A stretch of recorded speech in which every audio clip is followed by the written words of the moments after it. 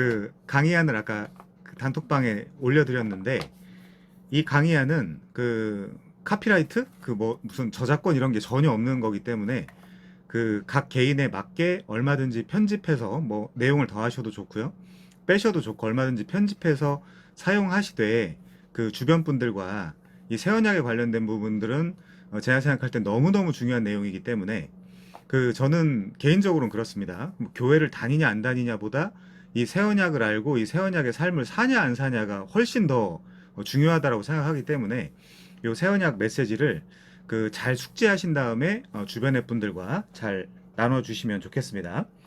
전에 제가 그 강사로 대구의 모 교회에 갔을 때 이 강의를 청소년들한테 한번 하긴 했어요. 한번 하긴 했지만 이번 주에도 사실 저희 교회에 그 새로운 그 친구들이 많아서, 그 새로운 친구들한테 사실 이런 내용을 제가 꼭 알려주는 그런 시간을 갖거든요. 그래서 이번 주에도 그걸 했는데, 어, 그리스도 중심적 성경 이야기 그 언약들이 쭉 나오는데 거기 새 언약은 없어서 제가 이 화요일 날은 요 특강을 잠깐 준비를 했습니다. 바로 시작을 할게요. 자, 특강 제목은요, 새 언약. 새 언약이라는 건 당연히 신약입니다. 이 신약이란 무엇인가? 전에 그 수련회에서 들어주신 분들도 계시겠지만, 저희가 또 이번에 수련회를 가잖아요. 거기서도 뭐 은혜의 복음을 나눈다 이런 이야기가 있던데, 오늘 이 내용을 잘 숙지하시면 훨씬 더 수련회에서 쉐어링 하시기가 편하실 거라고 생각을 합니다. 자, 그때 한번 똑같은 강의를 하긴 했지만 오늘은 더 잘 이해가 되실 거라고 확신을 합니다. 자, 바로 들어갈게요.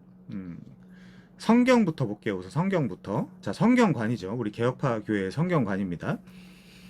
디모데후서 3장 13절에 보시면요, 오늘은 뭐 어디 찾아보실 필요 없어요. 그냥 핸드아웃에 다 나와 있습니다. 핸드아웃만 따라오시면 됩니다. 자, 디모데후서 3장 13절부터 17절을 보시면요, 악한 사람들과 속이는 자들은 더욱 악하여져서 속이기도 하고 속기도 하나니, 그러나 너는 배우고 확신한 일에 거하라. 너는 네가 누구에게서 배운 것을 알며 또 어려서부터 성경을 알았나니, 뭐 디모데한테 하는 이야기죠. 성경은 능히 너로 하여금 그리스도 예수 안에 있는 믿음으로 말미암아 구원에 이르는 지혜가 있게 한다. 이게 사실 성경이죠.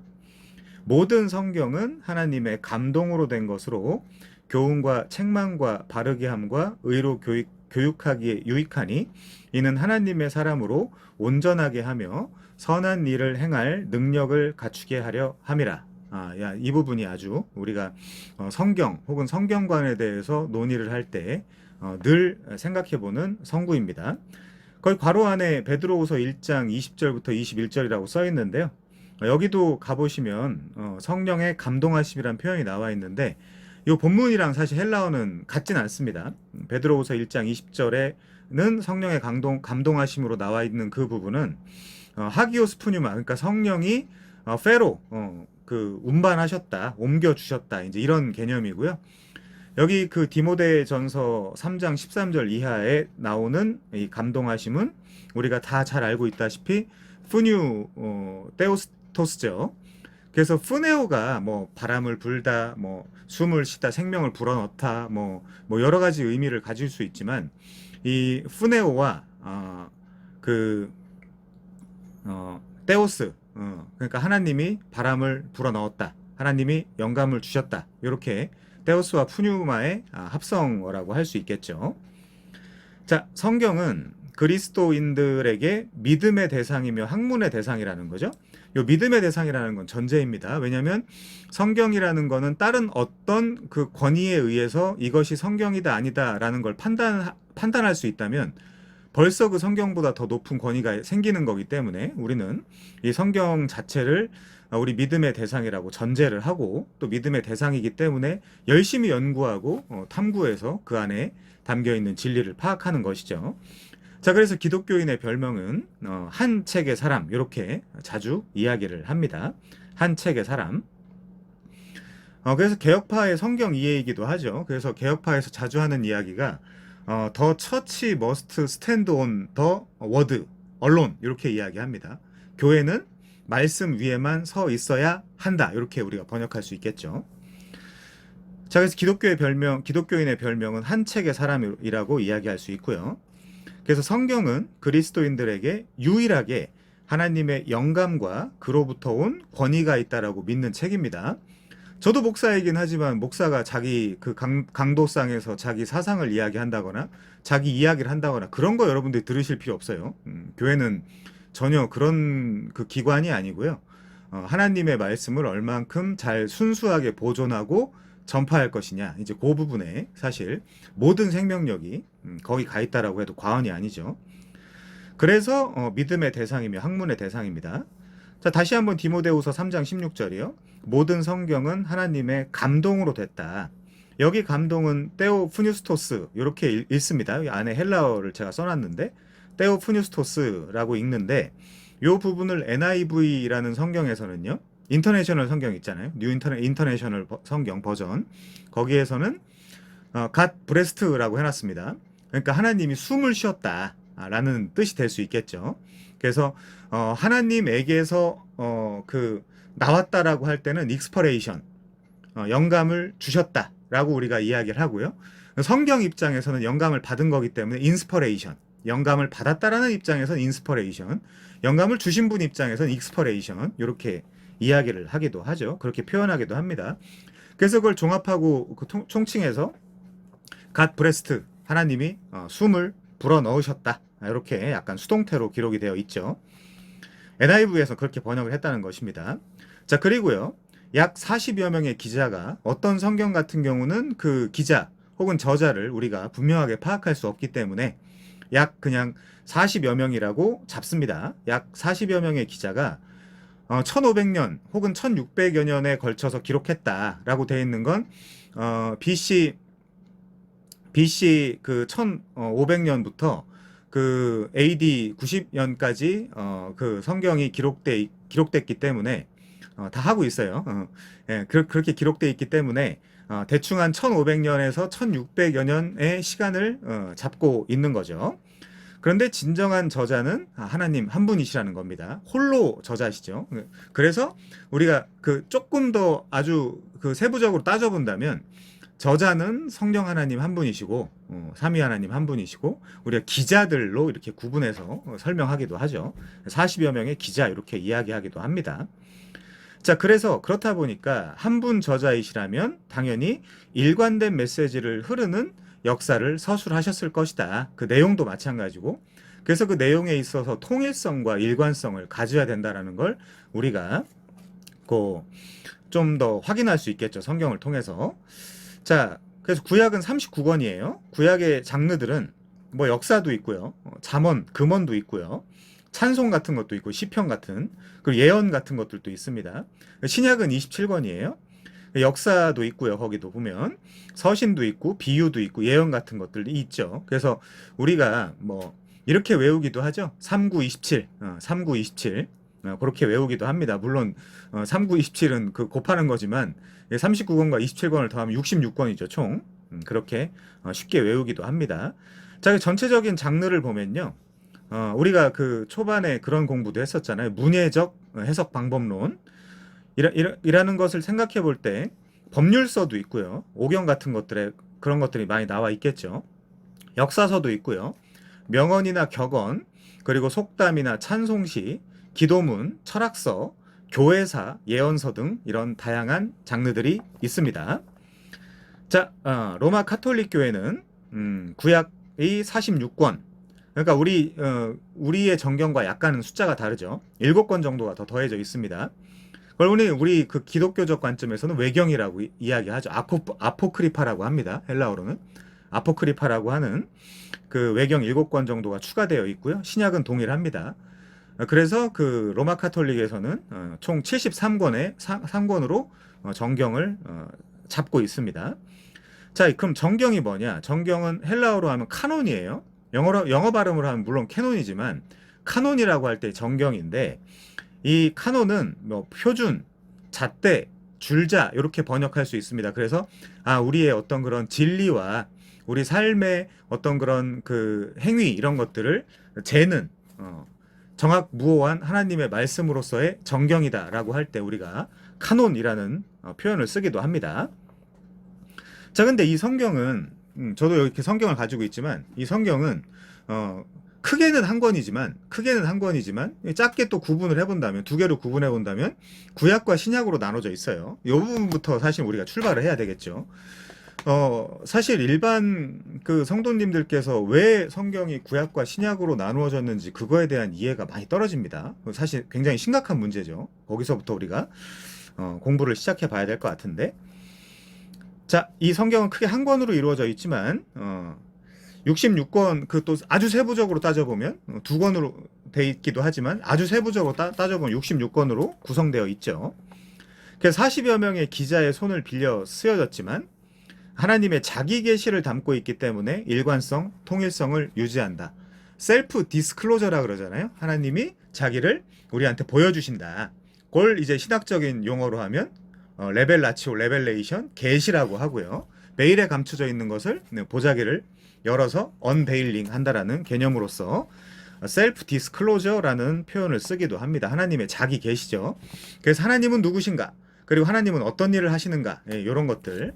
그걸 아주 구체적으로 전문 영역에서 다루는 거를 우리가 테올로지 프로퍼, 신론이라고 합니다. 신론. 그리스도는 어떤 일을 하시는가? 그것도 마찬가지죠. 그리스도의 인격과 사역을 다룰 때 크라이스톨로지, 기독론이라고 하죠. 그 부분을 그런 식으로 구체화시켜서 생각하시면 될 것 같고요. 자, 하나님의 자기 계시를 담고 있기 때문에 일관성과 통일성이 유지되어 있다. 그런데 66권으로 되어 있지만 또 이 성경은 구분법에 따라 둘로 나눌 수 있다라고 할 때 신약과 구약으로 나눌 수 있겠죠. 자, 그래서 이 구약이 옛 언약이고요. 신약이 새 언약입니다. 그래서 우리가 신약 성도인데 이 신약에 대해서 새 언약에 대해서 정확하게 알지 못하고 교회를 매주 출석한다.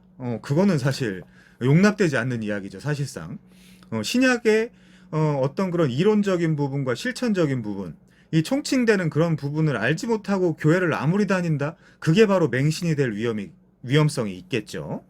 그래서 이런 옛 언약과 새 언약에 대한 그 아주 논리적인 그 공부가 필요합니다. 자, 성경은 구약과 신약으로 이루어져 있고요. 자, 그럼 다음 챕터로 넘어갈게요. 두 번째, 구약과 신약. 자, 우리가 많이 들어보셨을 것입니다. 구약은 오실 자 메시아에 관한 책이다. 그리고 신약은 오신 자 메시아에 관한 책이다. 근데 분명한 것은 그렇죠. 신약은 오신 자 메시아에 관한 책이지만 구약에 예언돼 있는 대로 오신 자 메시아에 대한 책이어야 합니다. 신약은. 그러니까 중간에 뭐 정명석이라는 사람이 튀어나와가지고 내가 메시아다. 뭐 신천지 이만이라는 사람이 튀어나와가지고 내 메시아다. 이제 이러면 우리가 받아들여질 수가 없잖아요. 그러니까 구약에서 미리 하나님께서 약속을 하시고 예언을 하신 대로의 메시아가 등장을 해야 우리가 그렇구나. 역사 속에서 이 메시아가 이렇게 역사 속에서도 그렇고 성경 안에서도 그렇고 이런 정당성을 가질 수 있겠구나라고 얘기를 해줄 수 있겠죠. 자, 그래서 구약은 약속대로 메시아가 오실 것이라는 책이기 때문에 이 구약을 볼 때 그런 약속을 파악하는 작업은 굉장히 중요하겠죠. 그래서 우리가 목요일 날 아주 세부적이진 않지만 그런 언약 신학에 대해서 공부를 해 나가는 거죠. 앞으로도 계속 하겠습니다. 자, 구약은 약속대로 메시아가 오실 것이라는 책이고요. 신약은 그 약속대로, 앞에다 관사 하나를 붙이는 게 좋을 것 같아요. 구약의 그 약속대로 메시아가 오셨다라는 책이다. 이렇게 붙이는 게 좋을 것 같습니다. 자, 구약은 주로 약속과 예언의 책이고요.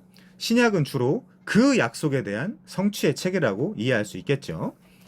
그래서 우리 개혁파에서 이해하는 성경 이해인데, 그래서 구약은 영화의 화면이고 신약은 주로 영화의 자막이다. 구약의 많은 메타포리컬 랭귀지, 그런 그림 언어 이런 것들을 아니면 모든 스토리들을 그래서 그림이고 스토리인데 그거를 신약에서 사도들이 자막을 달아가지고 설명해준다. 구약의 그 얘기가 무슨 내용이었는지 자막을 달아가지고 설명을 해준다. 그런 의미에서 구약은 영화의 화면이고 신약은 그 영화의 자막 이렇게 이야기할 수 있겠죠.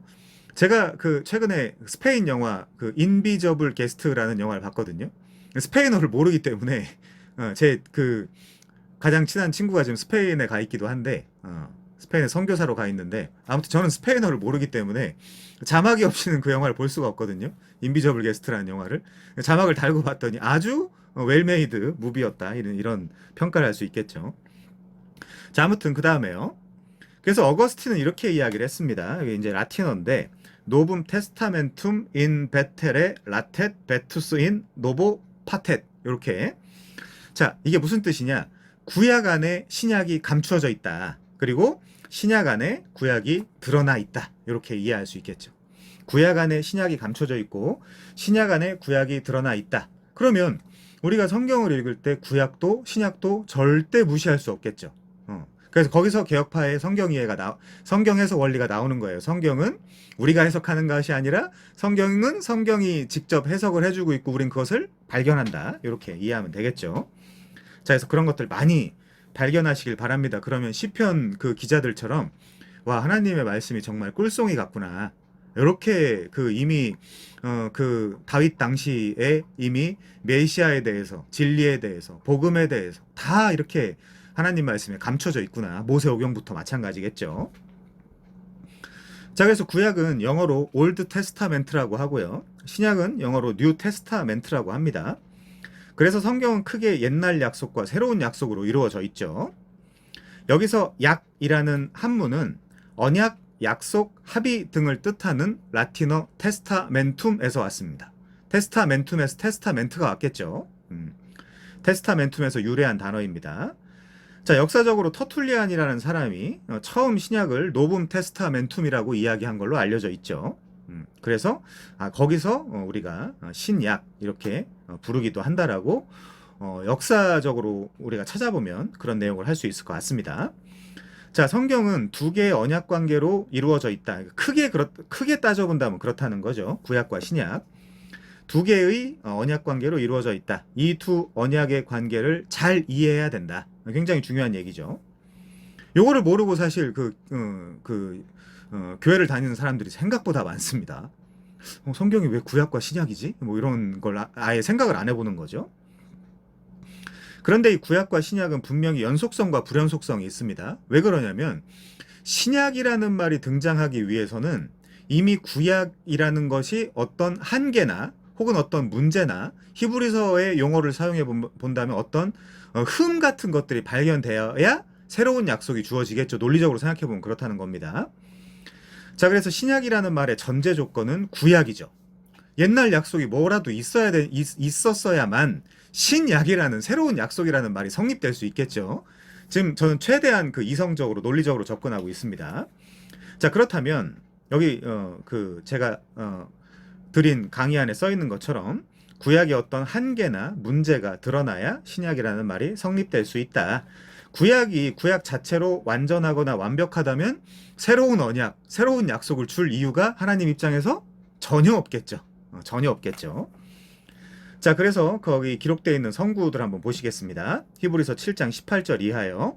전에 있던 계명은 연약하고 무익함으로 패하고 율법은 아무것도 온전하게 못할지라 이에 더 좋은 소망이 생기니 이것으로 우리가 하나님께 가까이 가느니라.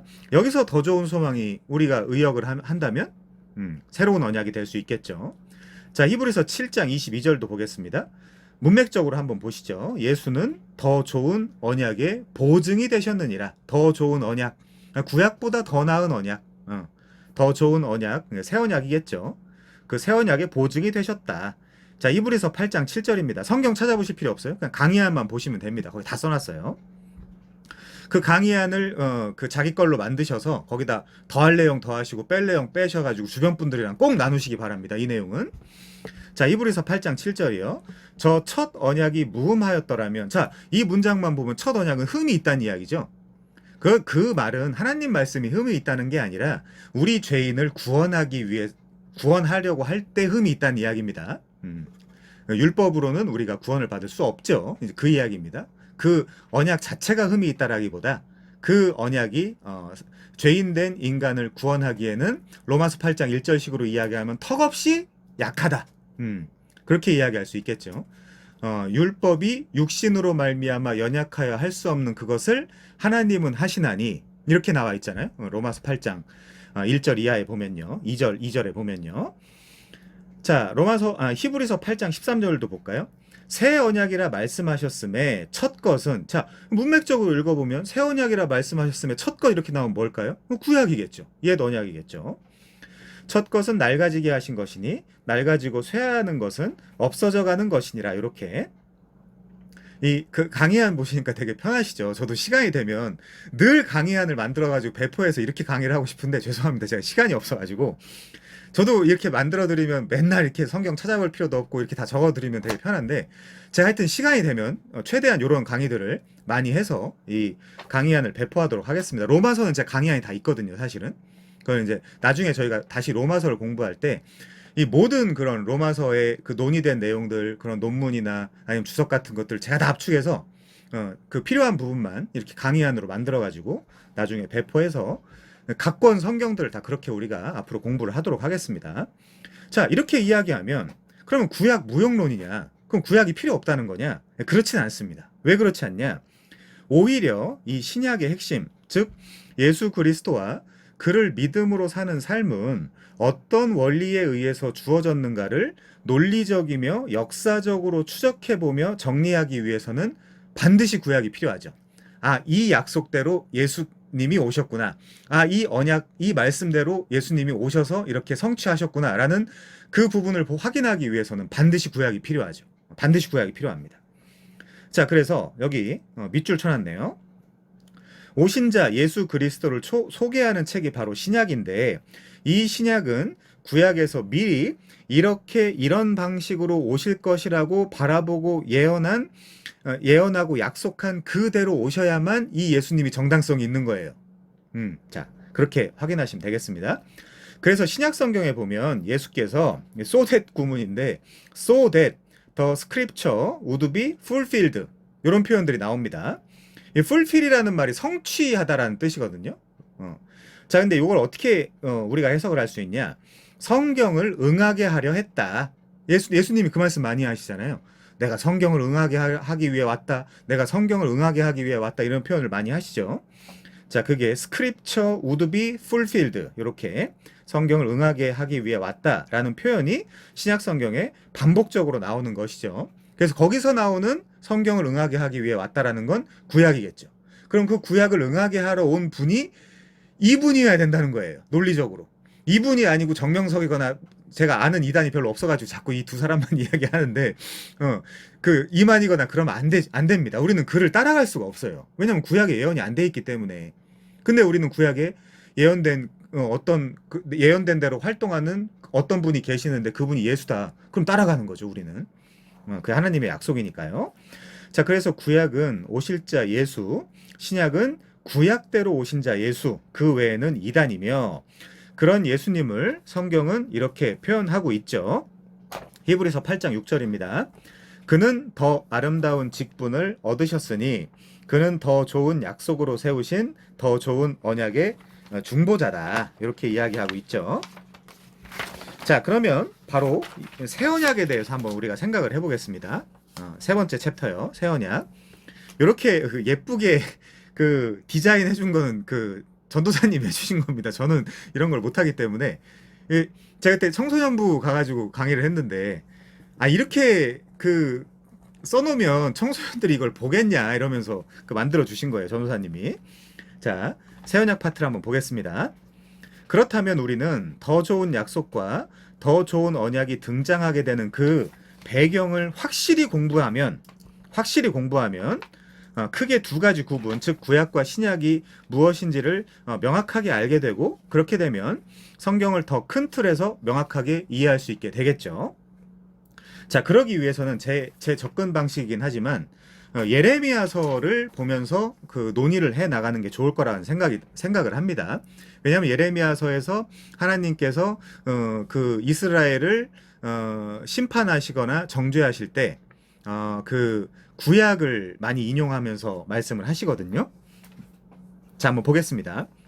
예레미야는 선지자죠. 이 선지자는 예레미야서에서 제가 다 요약을 해왔습니다. 크게 세 가지 메시지를 전해요. 이 선지자는 예레미야서에서 크게 세 가지 메시지를 전합니다. 첫 번째는 뭐냐? 회개하라는 거예요. 회개하라는 거. 이 회개가 그 히브리어로는 슈브, 헬라어로 메타노이아입니다. 그러니까 큰 틀에서는 하나님께 돌아오라는 이야기예요. 하나님께 돌아와라. 슈브, 메타노이아. 자, 두 번째 메시지는 뭐냐? 파멸과 포로 유슈. 이제 괄호 안에다 바벨로니안 캡티비티라고 써놨는데요. 이 바벨론으로 끌려간다는 이야기예요. 유슈는 잡아 가둔다라는 뜻이죠. 자, 이 예레미야의 두 번째 메시지는 파멸과 포로 유슈의 상태가 될 것이라는 메시지입니다. 자, 그리고 세 번째 메시지는요. 70년이 지나게 되면 다시 이 약속의 땅으로 돌아오게 될 것과 그리고 중요한 내용, 새로운 언약이라는 걸 예레미야가 전합니다. 물론 하나님께 받아서 전하는 거겠죠. 자, 우선 예레미야의 초기 사역은요. 이렇게 예레미야가 이야기를 하죠. 니들 큰 일을 치르기 전에 좋은 말 할 때 회개하라고 외칩니다. 좋은 말 할 때 회개를 해라. 이게 이제 2장부터 25장의 아주 주된 메시지죠. 자, 우선 예레미야 3장 12절 한번 보실까요? 너는 가서 북을 향하여 이 말을 선포하여 이르라.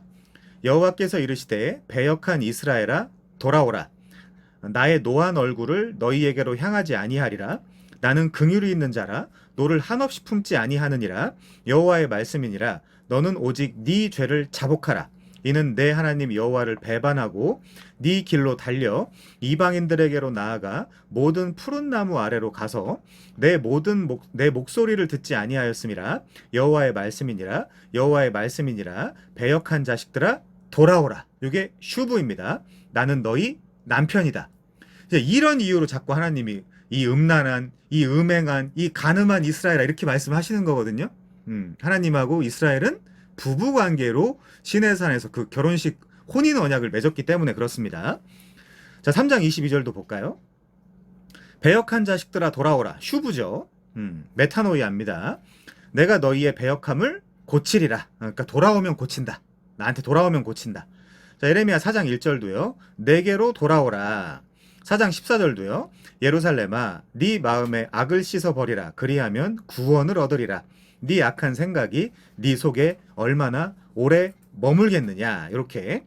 근데 이스라엘은 거부하는 입장이죠. 하나님의 이 아주 애타는 이 말씀을 거부하는 입장입니다. 예레미야 18장 11절 이하 볼게요. 그러므로 이제 너는 유다 사람들과 예루살렘 주민에게 말하여 이르기를 여호와의 말씀에 보라 내가 너희에게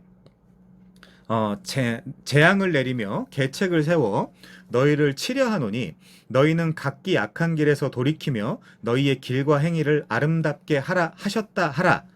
12절 중요하죠. 그러나 그들이 말하기를 이는 헛되니 우리는 우리의 계획대로 행하며 우리는 각기 악한 마음이 완악한 대로 행하리라 하느니라. 이렇게 이스라엘 백성들이 하나님의 말씀을 안 듣는 거예요. 돌아오라고 해도 아무리 외쳐도. 이게 지금 예레미야 당시에 있었던 일들입니다. 자, 그러다 보니까 얘들이 이렇게 하다 보니까 하나님께서는 이렇게 계속해서 회개를 요청을 했지만 이스라엘이 거부한 이유로 옛 언약을 상기시킵니다. 너네 나랑 옛날에 언약 맺었어 이것들아. 그렇게 말씀하시면서 옛 언약을 이스라엘로 하여금 상기를 시키시죠. 그게 예레미야 11장 1절 이하에 나옵니다. 한번 보시죠. 여호와께로부터 예레미야에게 임한 말씀이라 이르시되 너희는 이 언약, 요게 구약 시내산 언약입니다. 너희는 이 언약의 말을 듣고 유다인과 예루살렘 주민에게 말하라. 그들에게 이르기를 이스라엘의 하나님 여호와께서 이와 같이 말씀하시되 이 언약, 구약 시내산 언약의 말을 따르지 않는 자는 저주를 받을 것이니라. 괄호는 제가 해석을 해드린 거예요. 자, 4절. 이 언약, 구약 시내산 언약은 내가 너희 조상들을 쇠풀무 애굽 땅에서 이끌어내던 날에 그들에게 명령한 것이라. 곧 내가 이르기를, 자, 그 언약의 내용이죠. 너희는 내 목소리를 순종하고 나의 모든 명령을 따라 행하라. 그리하면, 조건입니다. 조건. 그리하면 너희는 내 백성이 되겠고 나는 너희 하나님이 되리라. 언약 표현이죠. 5절. 내가 또 너희 조상들에게 한 맹세는 그들에게, 여기서 조상들은 아브라함, 이삭, 야곱입니다. 족장이죠. 그들에게 젖과 꿀이 흐르는 땅을 주리라 한 언약을 이루리라 한 것인데 오늘이 그것을 증언하느니라 하라 하시기로. 이 말은 무슨 뜻이죠? 야, 니들이 가나안 땅에 와 있잖아. 그렇지만 니들이 가나안 땅에 와 있다는 것 자체는 니들이 잘났다거나 아니면 다른 민족들보다 수요가 많아서 여기 온 게 아니잖아. 내가 니들의 조상인 아브라함과 언약을 맺었기 때문에 그것 때문에 너희가 여기 와 있는 거잖아. 그 얘기입니다. 자, 증언하느니라 하라 하시기로 내가 대답하여 이르되 아멘 여호와여 하였노라. 여호와께서 내게 이르시되 너는 이 모든 말로 유다 성읍들과 예루살렘 거리에서 선포하여 이르기를 너희는 이 언약 구약 시내산 언약을 의 말을 듣고 지켜라. 내가 너희 조상들을 애굽 땅에서 인도하여 낸 날부터 오늘까지 간절히 경계하며 끊임없이 경계하기를 하나님 마음 아시겠죠? 간절히 경계하며 끊임없이 경계하기를 너희는 내 목소리를 순종하라 하였으나 그들이 순종하지 아니하며 귀를 기울이지도 아니하고 각각 그 악한 마음에 완악한 대로 행하였으므로 이제 어떤 일이 생길까요? 내가 그들에게 행하라 명령하였어도 그들이 행하지 아니한 이 언약 즉 구약 시내산 언약에 있었던 그 모든 규정대로 그들에게 이루게 하였느니라 하라. 그럼 어떤 일이 일어날까요? 쫓겨나겠죠. 가난해지겠죠. 어디 몸이 여기저기 아프겠죠. 아이들이 죽겠죠. 전쟁이 나가지고 이방 민족들이 쳐들어오겠죠. 괴롭히겠죠. 그런 일들이 벌어지는 겁니다. 자, 9절이요. 여호와께서 또 내게 이르시되 유대인과 예루살렘 주민 중에 반역이 있도다. 그들이 내 말 듣기를 거절한 자기들의 선조의 죄악으로 돌아가서 다른 신들을 따라 섬겼은즉 이스라엘 집과 유다 집이 내가 그들의 조상들과 맺은 언약, 이게 구약과 시내산 언약입니다. 을 깨뜨렸도다. 그러므로 나 여호와가 이와 같이 말하노라. 보라 내가 재앙을 그들에게 내리리니 그들이 피할 수 없을 것이라.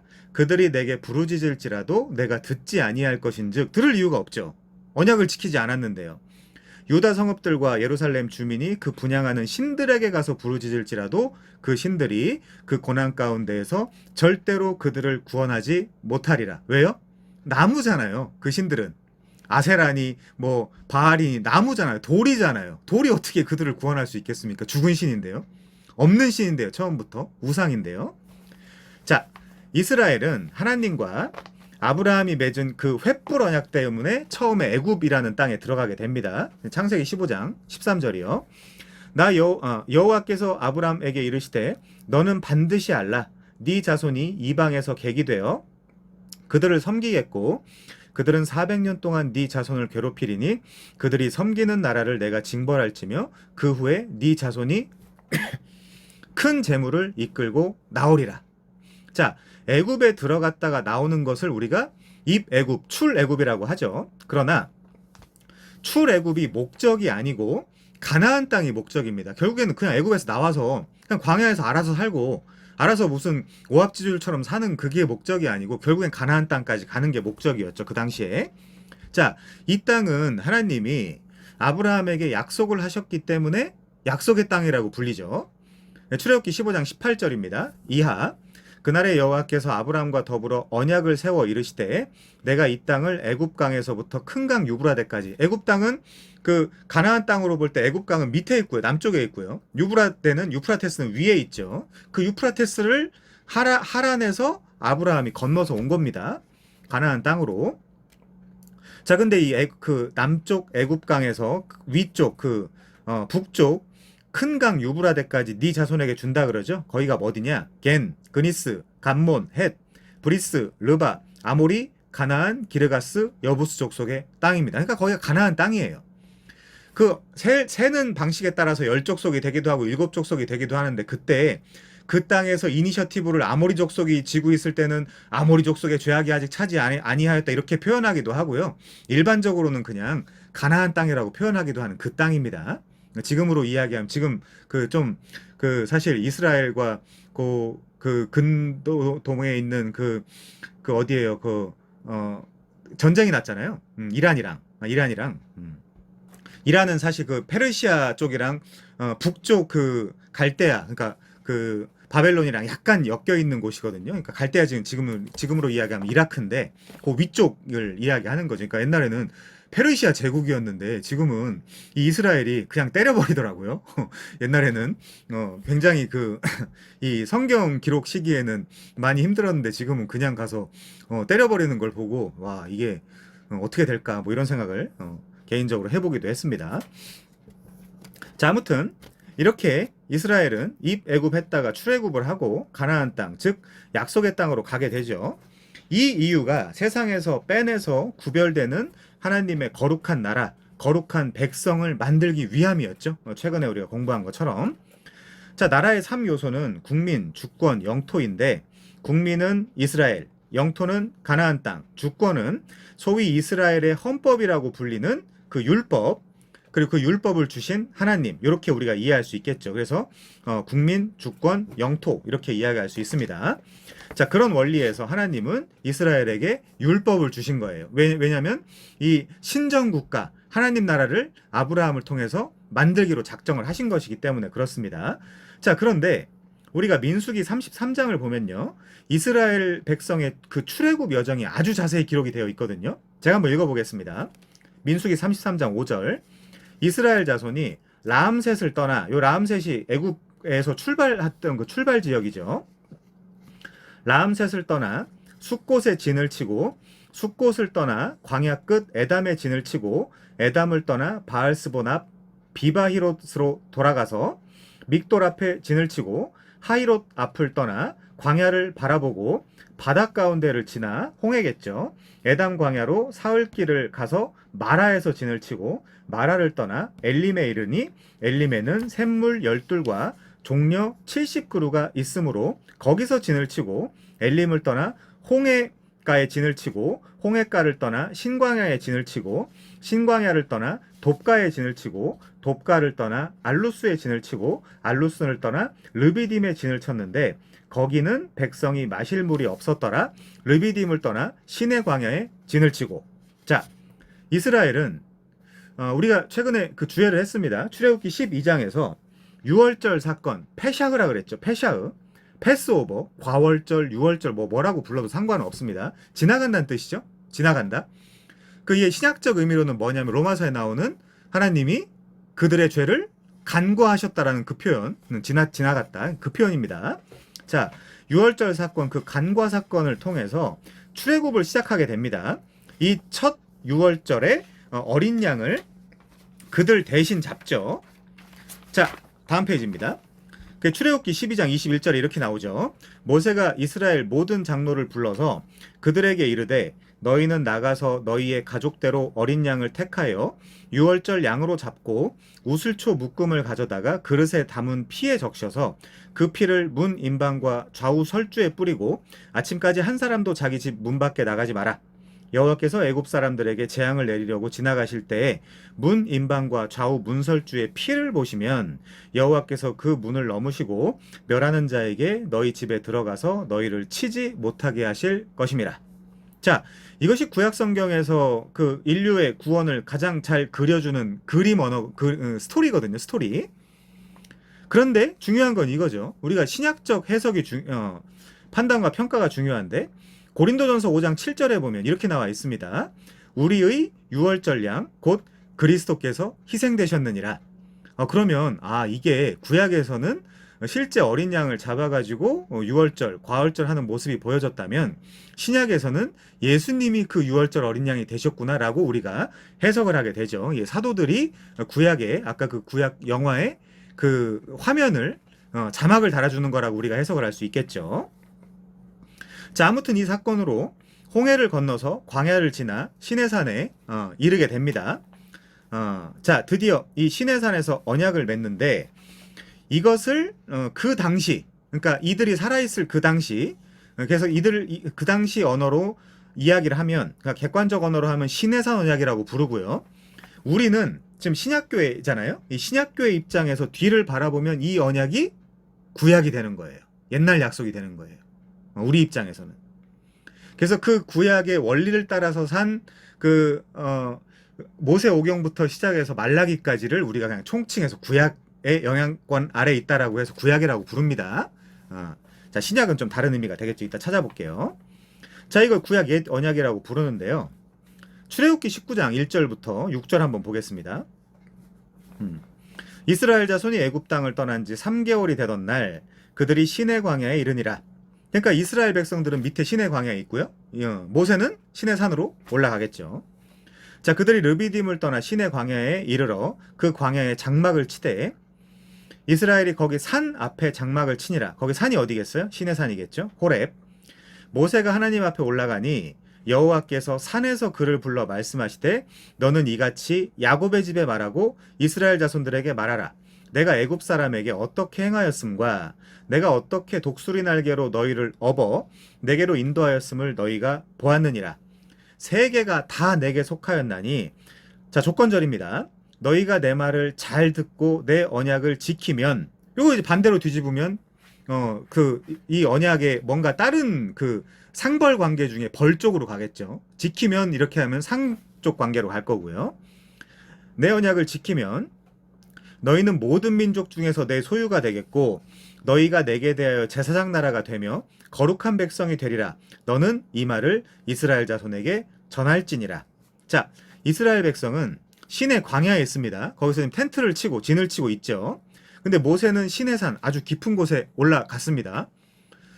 상상을 해봤는데 굉장히 그 경건함과 거룩함과 여러 가지 공포와 이런 것들을, 이런 여러 가지 감정을 느끼면서 그 시내산에 올라갔겠죠, 모세가. 여기서 이스라엘 백성들을 대표하여 모세가 천사들을 통하여 율법을 받습니다. 그게 우리가 최근에 확인했던 갈라디아 3장 19절이죠. 그런즉 율법은 무엇이냐? 범법을 위하여 더하여진 것이라. 우리 범법 함으로 아니라 그랬어요. 범법을 위하여 더하여진 것이라. 천사들을 통하여 한 중보자의 손으로 베푸신 것인데, 여기 중보자 누구죠? 모세입니다. 하나님이 직접 모세한테 줄 수가 없어요. 산산조각 날 거예요. 만약에 모세가 하나님한테 직접 이 돌판을 받았다면 모세는 그 거룩하신 하나님 앞에서 죄인이기 때문에 크랙 완전히 산산조각 날 거예요. 아마 그 형태 하나도 없이 다 부서질지도 몰라요. 그렇기 때문에 하나님이 천사들한테 줘서, 천사들이 모세한테 줘서 모세가 이스라엘 백성들한테 준 겁니다. 그렇게 해석하셔야 된다고 말씀드렸죠. 자, 율법은 무엇이냐? 범법을 위하여 더하여진 것이라. 천사들을 통하여 한 중보자 모세의 손으로 베푸신 것인데 언제까지만 있대요? 약속하신 자손이 오시기까지만 있을 거라는 거죠. 그러니까 약속하신 자손 오셨습니다. 그러면 율법은 어떻게 해야 돼요? 집에 가야 되겠죠. 자, 시내산에서 받은 언약은 분명 존속해야 할 시기가 정해져 있어요. 언제까지요? 약속하신 자손이 오시기까지만. 근데 그 이후에도 아직 우린 율법을 지켜야 돼요. 우린 율법의 영향권 아래에 있어요. 이 사람들은 아직 복음을 모르는 사람들이죠. 심각합니다. 사실상 이게 굉장히 중요한 내용이에요. 자, 그러면 이 약속하신 자손, 그분이 누구냐? 이렇게 우리가 이 문맥 속에서 이해할 수 있겠죠. 히브리서 9장 15절입니다. 그는 새 언약의 중보자시다. 이분이 진짜 중보자죠. 자, 이는 첫 언약 때 범한 죄에서 속량하려고, 속량이란 단어 나오면 속량하려고 주구사 부르심을 입은 자로 하여금 영원한 기업의 약속을 얻게 하려 하심이라. 자, 모세의 언약, 시내산 언약, 구약 아래에 있는 자의 현실이 어떻습니까? 다시요. 모세의 언약, 시내산 언약, 구약 아래에 있는 자들의 현실, 예레미야 당시로 이야기를 한다면 반드시 약속의 땅에서 쫓겨나게 되어 있습니다. 지금 율법 지켜야 된다라고 하는 사람들은 율법 지키다가 율법은 죽이는 것이요 영은 살리는 것이라고 하는데 쫓겨나고 싶다는 이야기인가요? 그 바보 같은 이야기를 그렇게 그 사람들이 아직도 이 복음 시대, 새 언약 시대에 그렇게 이야기하면 뭐 정죄의 직분을 하겠다는 이야기인가요? 자, 그렇게 하면 안 됩니다. 자, 반드시 약속의 땅에서 쫓겨나게 되어 있어요. 이유는 뭐냐? 그 땅은 시내산 언약, 율법 언약, 구약을 지켜야 존재할 수 있는 땅이기 때문에 그렇습니다. 그래서 뭐라고 표현되어 있죠? 그 땅이 너희를 토해낼 거야. 그 땅이 너희를 토해낼 거야. 그렇게 이야기를 합니다. 자, 그래서 예레미야 당시 이스라엘 자손은 그 약속의 땅 가나안에서 쫓겨나서 바벨론의 포로로 끌려가는 거예요. 뭐 때문에요? 구약, 시내산 언약 때문에. 그것 때문에. 자, 다시 한번 읽어보죠. 출애굽기 19장 5절 6절입니다. 세계가 다 내게 속하였으니 너희가 내 말을 잘 듣고 내 이 언약을 잘 지키면, 조건절입니다. 너희는 모든 민족 중에서 내 소유가 되겠고 너희가 내게 대하여 제사장 나라가 되며 거룩한 백성이 되리라. 너는 이 말을 이스라엘 자손에게 전할지니라. 자, 말 그대로 시내산 언약, 구약은 철저한 조건적으로 이루어지는데 내 말, 그러니까 하나님 말씀을 잘 듣고 하나님 말씀 여호와의 언약을 잘 지키면 너희는 내 소유, 제사장 나라, 거룩한 백성이 된다는 거예요. 근데 반대로 이야기하면 그 말을 안 지키면 남의 소유, 제사장 나라가 못됨 거룩하지 못한 백성이 된다는 이야기겠죠. 이게 바로 구약의 한계입니다. 이게 바로 자 히브리서 7장 18절 볼게요. 전에 있던 계명은 연약하고 무익함으로 패하고 율법은 아무것도 온전하게 못할지라 이에 더 좋은 소망이 생기니 이것으로 우리가 하나님께 가까이 가느니라. 자 히브리서 8장 7절이요. 저 첫 언약이 무음하였더라면 둘째 것을 요구할 일이 없었으려니와. 히브리서 8장 13절이요. 새 언약이라 말씀하셨음에 첫 것은 낡아지게 하신 것이니 낡아지고 쇠하는 것은 없어져 가는 것이니라. 히브리서 9장 10절이요. 이런 것은 먹고 마시는 것과 여러 가지 씹는 것과 함께 육체의 예법일 뿐이며 개혁할 때까지 맡겨둔 것이니라. 이 개혁은 종교개혁이 아니겠죠. 이 구약의 개혁이겠죠. 그러니까 새 언약입니다. 새 언약 때까지만 맡겨둔 것이니라. 자 히브리서 10장 1절이요. 율법은 장차 올 좋은 일의 그림자일 뿐이요 참 형상이 아니므로 해마다 늘 드리는 같은 제사로는 나아오는 자들을 언제나 온전하게 할 수 없다. 이게 바로 율법의 한계입니다. 로마서 8장 1, 2, 3, 4절. 율법이 육신으로 말미암아 연약하여 그렇게 나와 있죠. 율법은 연약해요. 육신 대위. 사륵스를 조금도 통제하거나 제어할 수 없습니다. 율법은. 육신이 우리의 사륵스. 우리 육신이 너무 강한 거예요. 율법으로는. 그래서 흠이 있는 겁니다. 자, 이런 성구들이 정확하게 신해산 언약, 구약의 한계를 드러내주고 있죠. 심지어 바울은 이렇게 이야기를 합니다. 갈라디아 교회에서 복음을 잘 전하고 왔어요. 왔더니 바로 어떤 거짓 형제들, 가만히 들어온 몇몇 형제들이 할례 받아야 돼, 모세가 전해준 율법 지켜야 돼, 그렇게 이야기를 하고 갔더니 사도 바울이 전한 그 복음이 다 퇴색되고 다 흐트러졌어요. 자, 그래서 사도 바울이 이렇게 이야기하죠. 갈라디아 교회에게. 갈라디아 3장 1절입니다. 어리석도다 갈라디아 사람들아. 지금 할례 받아야 된다거나 그런 사람은 없겠지만 율법 지켜야 된다라고 하면 바울이 어리석다라고 이야기하는 거예요. 어리석도다 갈라디아 사람들아. 예수 그리스도께서 십자가에 못 박힌 것이 너희 눈앞에 밝히 보이거늘 누가 너희를 꾀더냐. 내가 너희에게서 다만 이것을 알려 하노니 이거 하나는 반드시 너네한테 이 답을 얻어야 돼. 질문에서 답변을 받아야 되겠다. 그 얘기죠. 너희가 성령을 받은 것이 율법의 행위로냐 혹은 듣고 믿음으로냐. 믿음이라는 거죠. 믿음이라는 거죠. 너희가 이같이 어리석냐. 성령으로 시작했다가 이제 육체로 마치겠느냐. 너희가 이같이 많은 괴로움을 헛되이 받았느냐. 과연 헛되냐. 너희에게 성령을 주시고 너희 가운데서 능력을 행하시는 이의 일이 율법의 행위에서냐 혹은 듣고 믿음에서냐. 자, 바울은 지금 너무나 빨리, 너무 신기한 거예요. 저도 신기합니다. 물론 너무나 빨리 율법과 할례로 돌아가려는 갈라디아 사람들에게 어리석다라고 힐난을 하고 있죠. 자, 왜 그러냐. 신해산 언약, 구약은 절대로 인간을 구원할 수 없는 것인데 거짓 선생들이 가만히 갈라디아 교회에 들어와서 율법과 할례를 명했는데 거기다 넘어가 버린 거예요. 너무 빨리. 이게 일리 있는 이야기거든요. 그래, 그치. 야, 어떻게 믿음만 가지고 구원을 받냐. 착한 행실이나 선함도 있어야 하나님이 날 받아주겠지. 이 말에 사람들이 다 픽픽 쓰러지는 거예요. 다 그냥. 그래, 율법. 야, 구약도 하나님의 말씀인데 그거 지켜야지. 거기 다 그냥 넘어지는 거예요. 분별하지 못하고. 그러면 바울은 어쩌라는 것인가? 갈라디아 3장 6절이요. 구약에 이미 이렇게 기록되어 있지 않냐. 창세기에 이미 아브라함이 하나님을 믿음에 그것을 그에게 의로 정하셨다함과 같으니라. 아만이라 그랬죠. 히필 동사. 믿게 도와주심. 그런즉 믿음으로 말미암은 자들은 아브라함의 자손인 줄 알지어다. 자, 넘어갈게요. 이 부분은 지우시면 됩니다. 이 부분은.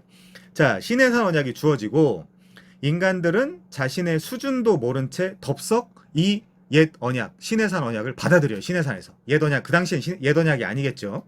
그 당시에 그들이 그 신해산 언약을 받아들입니다. 자, 언약이 체결된 이후 분위기를 좀 한번 볼게요. 그 언약을 주시고 그 체결되는 그 이후 분위기를 한번 보겠습니다. 19장, 아까 6절까지 봤으니까 7절부터요. 모세가 내려와요. 신해산에서. 백성의 장로들을 불러요.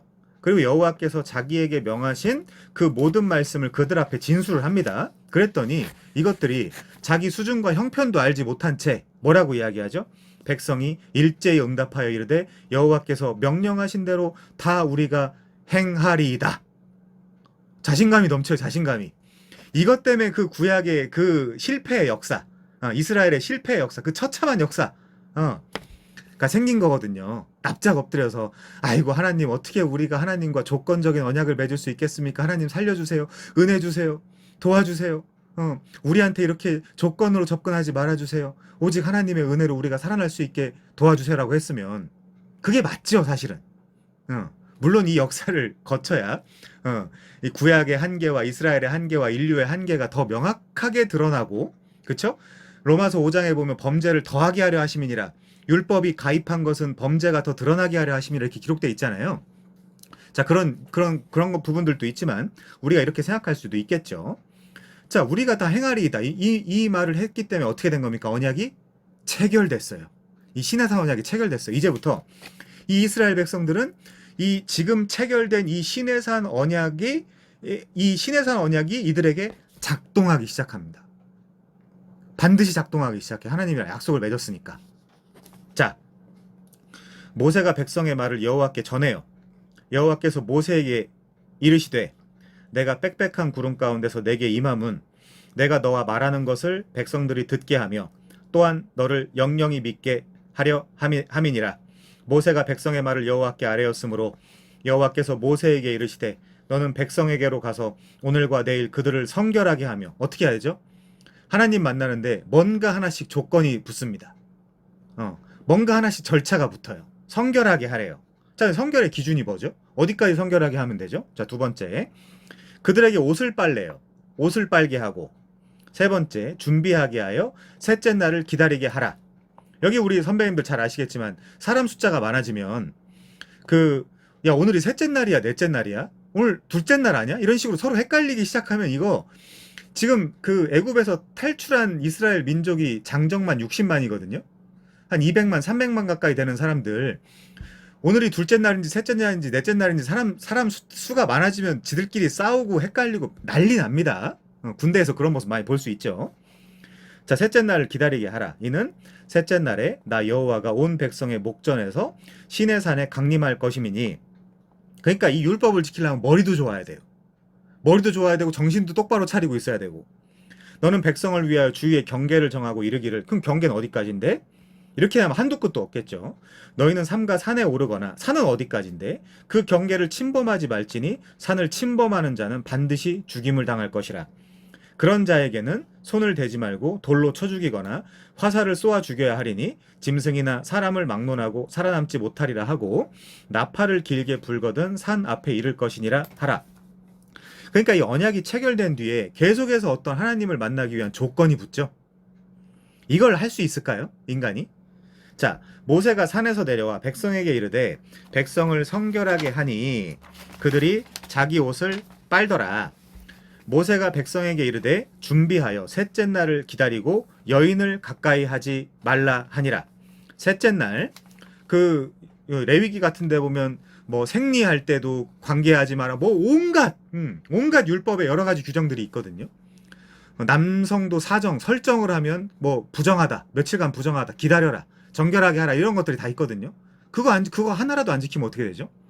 야고보서 2장 10절에 보면 온 율법을 지키다가 하나를 어기면 모두 범한 것이 되나니. 그러니까 우리가 이 하나님 말씀이 율법을 얼마나 허전하게 여겼는지 알 수 있어요. 사실 율법을 정확하게 읽어보면 못 지킵니다. 흉내도 못 내요. 예수님도 그 말씀 하신다 그랬죠. 야, 애가 태어난 날이 8일째 됐는데 그날이 안식일이면 어떡할 거야? 아무것도 하지 말라고 한 안식일이면 안식일을 지킬 거야? 아니면 할례를 베풀 거야? 할례하는 건 일하는 건데?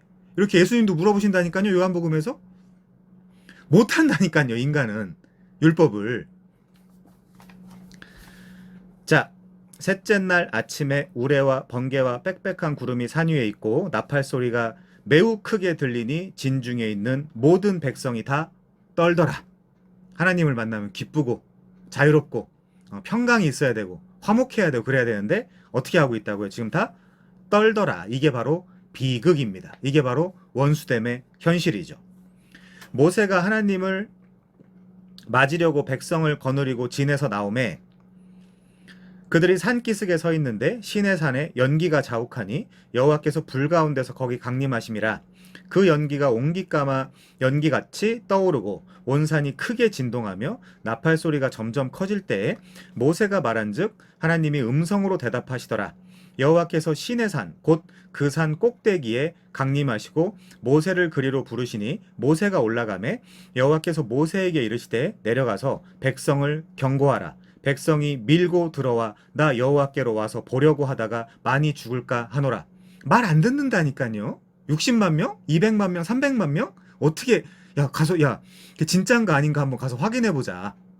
이 말이 진짠가 아닌가. 별의별 사람들이 다 있습니다. 사람들이 숫자가 조금만 불어나면요. 군대에서 알 수 있잖아요. 마지막 구령은 붙이지 않는다. 다 붙이잖아요, 사람들이. 자, 그런 겁니다. 자, 또 여호와께 가까이 하는 제사장들에게 그 몸을 성결히 하게 하라. 나 여호와가 그들을 칠까 하노라. 모세가 여호와께 아뢰되 주께서 우리에게 명령하여 이르시기를 산 주위에 경계를 세워 산을 거룩하게 하라 하셨사온즉 백성이 시내산에 오르지 못하리이다.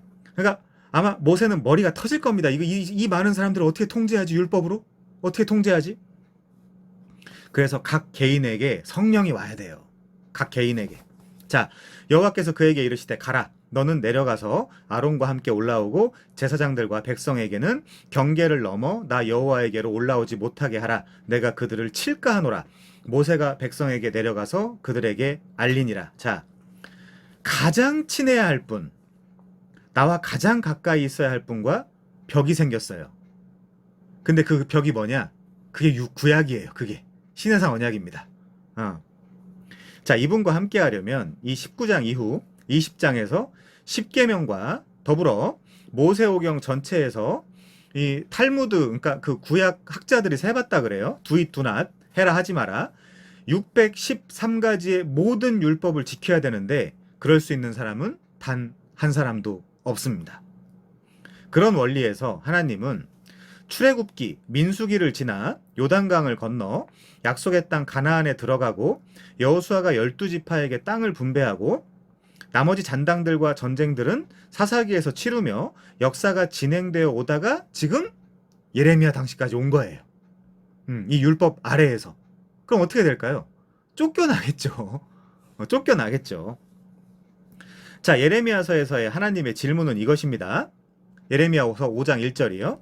너희는 예루살렘 거리로 빨리 다니며 그 넓은 거리에서 찾아보고 알라. 너희가 만일 정의를 행하며 진리를 구하는 자를 한 사람이라도 찾으면 내가 이 성읍을 용서할게. 이 말은 뭐죠? 바벨론 포로로 끌려갔다는 건 뭘 의미하죠?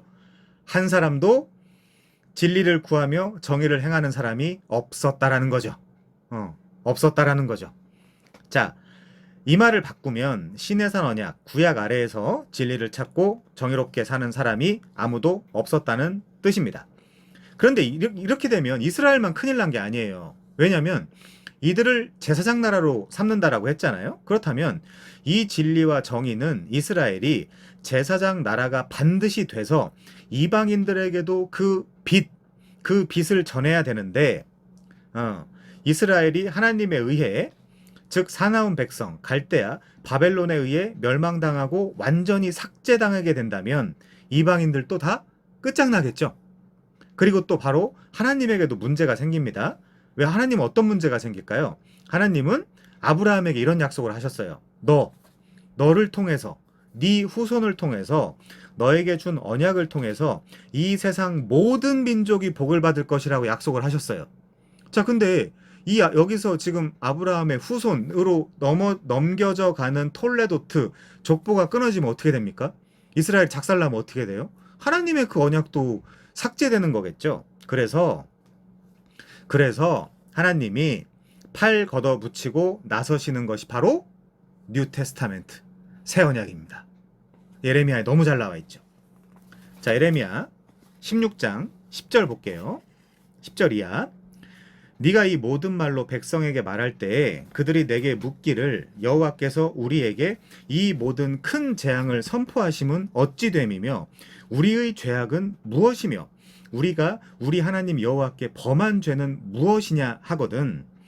너는 그들에게 대답하기를 여호와께서 말씀하시되 너희 조상들이 나를 버리고 다른 신들을 따라서 그들을 섬기며 그들에게 절하고 나를 버려 뭐라고요? 내 율법을 지키지 아니하였음이니라. 구약 시내산 언약을 지키지 아니하였음이라. 너희가 너희 조상들보다도 더욱 악을 행하였도다. 보라, 너희가 각기 악한 마음으로 완악함을 따라 행하고 나에게 순종하지 아니하였으므로. 언약은 뭐하러 체결했니? 나에게 순종하지 아니하였으므로 내가 너희를 이 땅에서 쫓아내어 너희와 너희 조상들이 알지 못하던 땅에 이르게 할 것이라. 거기가 바벨론이죠. 너희가 거기서 주야로 다른 신들을 섬기리니 이는 내가 너희에게 은혜를 베풀지 아니함이라 하셨다 하라. 자, 즉 시내산 언약, 구약을 지키지 않았기 때문에 이 모든 재앙이 내려왔다는 거죠. 자, 그럼 그 시내산 언약을 한번 보죠. 신명기 5장 31절 이하입니다. 너는 여기 내 곁에 서 있으라. 내가 모든 명령과 규례와 법도를 내게 이르리니 너는 그것을 그들에게 가르쳐서 내가 그들에게 기업으로 주는 땅에서 그들에게 이것을 행하게 하라 하셨나니 그런즉 너희 하나님 여호와께서 너희에게 명령하신 대로 너희는 삼가 행하여 좌로나 우로나 치우치지 말고 너희 하나님 여호와께서 너희에게 명령하신 모든 도를 행하라. 그리하면 너희가 살 것이요 복이 너희에게 있을 것이며. 자, 마지막 중요하죠. 너희가 차지한 땅에서 너희 날이 길리라. 너희 날이 지금 길고 자시고 지금 예레미야 당시에 오니까 지금 쫓겨나게 생겼잖아요. 자, 그럼 그 원인이 뭐겠냐는 걸 찾아봐야 된다는 거죠. 아, 이게 시내산 언약이구나. 이게 율법이구나. 이게 구약이구나. 이렇게 우리가 이해할 수 있겠죠. 자, 오경, 토라, 즉 율법서에서 끊임없이 반복되는 것은 하나님의 모든 명령과 규례와 법도를 지키라는 것이고 그것을 지켜야만 약속의 땅, 즉 가나안에서 복된 삶을 살고 너희 날이 긴 그 영원히 장구한 삶을 살 수 있다는 것이죠. 이 조건적 언약이 바로 시내산 언약입니다. 구약이에요. 자, 성경의 논리는 예레미야 당시까지 한 번도 이 언약이 하나님 앞에서 이스라엘이 제대로 지키지 않았다는 것입니다. 심지어 단 한 사람도 그런 사람이 없었다는 거예요. 한 사람도. 그러면 이스라엘이나 이방인이 망하는 것은 그렇다 치고 만약에 여기서 얘네들이 바벨론 포로로 끌려가서 더 이상 이방의 빛의 역할을 하지 못하게 되면 하나님의 명예와 권위는 어떻게 되는 거죠? 자, 예레미야 16장 보겠습니다. 14절. 여호와의 말씀이니라. 그러나 위대한 접속사입니다. 이게 여기서 이제 그 반전을 표현하는 거죠. 위대한 접속사. 그러나 여호와의 말씀이니라. 그러나 보라, 날이 이르리니. 그 날이 무슨 날일까요? 새 언약이 구현되는 날입니다. 그 날이 오면 이거 종말론적 어떤 그런 의미를 담고 있는 날이죠. 다시는 이스라엘 자손을 애굽 땅에서 인도하여 내신 여호와께서 살아계심을 두고 맹세하지 아니하고, 그러니까 옛날 하나님 이스라엘 자손을 북방 땅과 그 쫓겨났던 모든 나라에서 인도하여 내신 여호와께서 살아계심을 두고 맹세하리라. 요거는 살아계신 하나님, 지금 하나님. 내가 그들을 그들의 조상에게 준 그들의 땅으로 괄호 열고 다시 괄호 닫고 인도하여 드리리라. 다시 데리고 올게. 70년 뒤에. 자, 그렇게 말씀하시는 것이죠. 그러니까 예레미야 16장 10절부터 문맥적으로 읽어내려 온다면 그 10절부터 13절까지는 엄청나게 재앙들이 선포되어 있습니다. 쫓겨나고 심판당하고 그런 언어들로 채색 그려져 있다가 14절부터는 갑자기 그러나라는 위대한 접속사가 등장하더니 새로운 어떤 날에 대해서 말하고 있죠. 이 새로운 날이 바로 새 언약이 구현되는 날입니다. 자, 좀 더 구체적으로 이번엔 예레미야 31장 31절 이하를 볼게요. 여호와의 말씀이니라. 보라, 날이 이르리니. 이게 새 언약의 날이죠. 날이 이르리니. 아까 16장에 나오는 그 날과 같은 날입니다. 여호와의 말씀이니라. 보라, 날이 이르리니 내가 이스라엘 집과 유다 집에 새 언약을 맺으리라. 이 언약은 내가 그들의 조상들의 손을 잡고 애굽 땅에서 인도하여 내던 날에 맺은 것과 같지 아니할 것은, 그게 구약이죠. 시내산 언약입니다. 내가 그들의 남편이 되었어도, 혼인 언약, 시내산에서 그들이 내 언약 시내산 언약 구약을 깨뜨렸음이라. 여호와의 말씀이니라. 그러나 그날 후에 내가 이스라엘 집과 맺을 언약은 이러하니. 요게 새 언약이겠죠. 곧 내가 나의 법을 그들의 속에 두며 그들의 마음에 기록하여 나는 그들의 하나님이 되고 그들은 내 백성이 될 것이라. 여호와의 말씀이니라. 그들이 다시는 각기 이웃과 형제를 가리켜 이르기를 너는 여호와를 알라 하지 아니하리니 이는 작은 자로부터 큰 자까지 다 나를 알기 때문이라. 내가 그들의 악행, 요한일서에 보면 어떻게 돼 있죠? 기름 부음이 내 안에 거하니까 그 기름 부음이 모든 것을 알려준다 그러죠. 그 이유 때문에 그렇습니다. 이 새 언약은 반드시 기름 부음 성령이랑 연결되게 되어 있어요. 내가 그들의 악행을 사하고 다시는 그 죄를 기억하지 아니하리라. 여호와의 말씀이니라. 자, 이렇게 남왕국 유다 역사상 가장 혼란스러운 시기, 그러니까 포로로 끌려가기 직전, 그리고 곧 시내산 언약 구약을 지키지 못한 대가로 바벨론의 포로로 끌려가기 바로 그 직전에 하나님은 한 희망의 메시지를 주시는데 그것을 우리가 전문 용어로 새 언약이라고 부르는 겁니다. 새 언약. 오늘 강의를 100% 다 이해하시면 은혜의 복음을 읽을 필요가 없겠죠, 사실은. 자, 예레미야서에 나타난 새 언약의 특징은 조건이 없다는 거예요. 지금 예레미야 31장에 나타난 이 새 언약의 특징은 뭔가 조건이 없다는 거예요. 이게 특징입니다. 자, 이렇게 선포가 되어 있죠. 그냥 내가 나의 법을 그들 속에 두며 그들의 마음에 기록하여 나는 그들의 하나님이 되고 그들은 내 백성이 될 것. 자, 그러면 또 우리 자주 하는 것처럼 또 중간을 한번 지워볼까요? 내가 그렇게 할 것, 이거죠. 그러니까 조건이 없어요. 마치 뭐처럼요? 창세기 3장 15절처럼 내가 하리니, 내가 하리니. 자, 그래서 복음의 그 기본적인 구조는 하나님이 하신다는 거예요. 복음은. 새 언약도 마찬가지입니다. 여긴 조건이 없어요. 시내산 언약은, 그러니까 구약은 새 삶, 새 인생, 새 생명의 나라로 상징되는 가나안 땅에서 지켜야 되는 한시적인 법이었다면, 이 새 언약은 이번에는 그 가나안 땅이 그 궁극적으로 상징해주고 있는 하나님 나라에 소속된 백성의 삶의 양식을 보여주는 거죠. 삶의 양식을. 자, 새 언약, 신약은 시내산 언약과 최소한 세 가지가 다르게 나타납니다. 양상이. 첫 번째, 새 언약은 두 돌판에 기록된 법을 보고 지키는 것이 아니라 마음판에 새겨집니다. 둘 다 쓰는 건 똑같아요. 그렇지만 하나는 두 돌판에, 하나는 마음판에. 마음판에 기록되는 건 지워지지 않겠죠. 자, 두 번째, 작은 자로부터 큰 자까지 다 여호와를 알게 될 거래요. 왜요? 성령이 그 안에 내주하니까, 거주하니까요. 자, 세 번째, 여호와께서 그들의 악행을 다 사하고 용서하고 다시는 그 죄를 기억하지 않겠다고 합니다. 이게 중요하죠. 자, 그런데 하나님은 분명히 공의의 하나님이죠. 그렇다는 것은 그 어떤 그 기존에 있는 죄에 대한 심판 없이 그냥 이 모든 죄를 용서해 주는 것은 말이 안 돼요.